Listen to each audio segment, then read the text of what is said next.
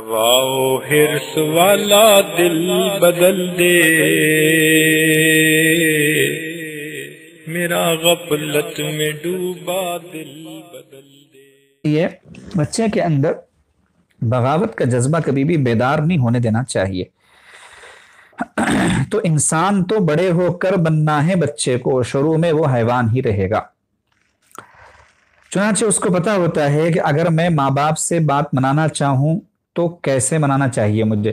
آپ نے کسی بچے کو دیکھا کہ وہ بڑے ادب سے آئے، احترام سے باپ کی خدمت میں بیٹھے اور کہے کہ ابو جان میں آپ سے گزارش کرنے کے لیے آیا ہوں کہ میری آپ یہ بات سنیں۔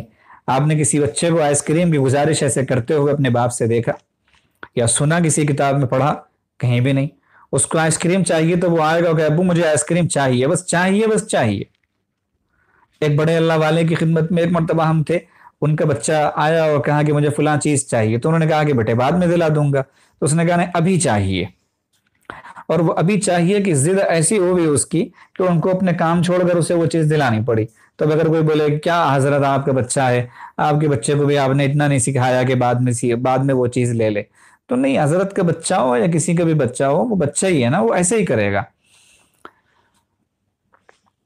تو بچوں کو یہ پتا ہوتا ہے کہ ضد کرنے سے چیز مل جاتی ہے، لیکن ایک چیز حضرت تھانوی رحمۃ اللہ علیہ نے لکھی ہے کہ بچے کی اگر بات ماننا ہے، وہ بات مانی جانے کے قابل ہے تو فوراً مان لیجئے پہلی ہی دفعہ، اور اگر وہ مانی جانے کے قابل نہیں ہے تو ہرگز مت مانیے، چاہے بچہ آسمان سر پر اٹھا لے، ضد کر کر کے رو رو کے تھک جائے، لیکن آپ اس کی بات مت مانیے، کیونکہ اگر ایک مرتبہ آپ نے اس کو اس چیز کی عادت ڈال دی کہ وہ ضد کرے گا اور آپ بات مان جائیں گے، تو پھر وہ ضد کو اپنا اوڑھنا بچھونا بنا لے گا۔ وہ ہر ناجائز اور ناجائز چیز کے لیے ایسے ہی کرے گا، ضد کرے گا۔ تو اگر ماننا ہو تو ایک مرتبہ میں مان لیں، اور اگر نہیں ماننا ہو تو 100 مرتبہ میں بھی نہ مانیں، لیکن اس کو اس طرح ضد پوری کر کے ضدی نہ بنائیں۔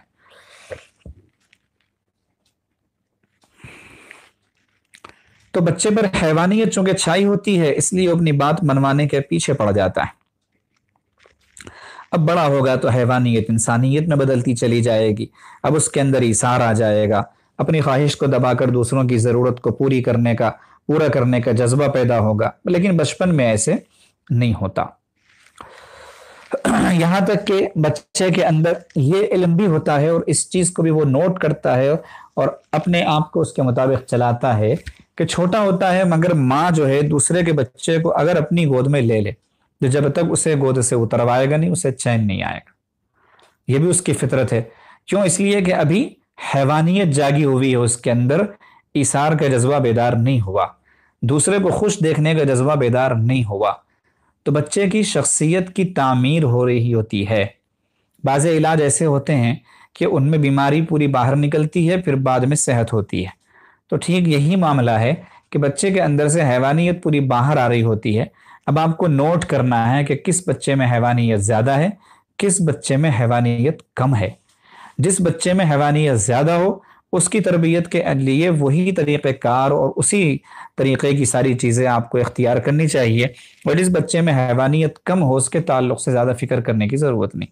جیسے بعض بچے ہوتے ہیں آپ ان کے ہاتھ میں سے کچھ لے لو اسے فرق ہی نہیں پڑتا، صوفی صاحب ہوتا ہے بیچارہ پیدائش سے، وہ نہ روئے گا نہ چلائے گا، کچھ نہیں کہے گا۔ اور بعض بچے ہوتے ہیں آپ کی مجال ہے، آپ کی ہمت ہے کہ اس کے پاس سے کوئی چیز لے لیں۔ تو بچے بھی مختلف ہوا کرتے ہیں۔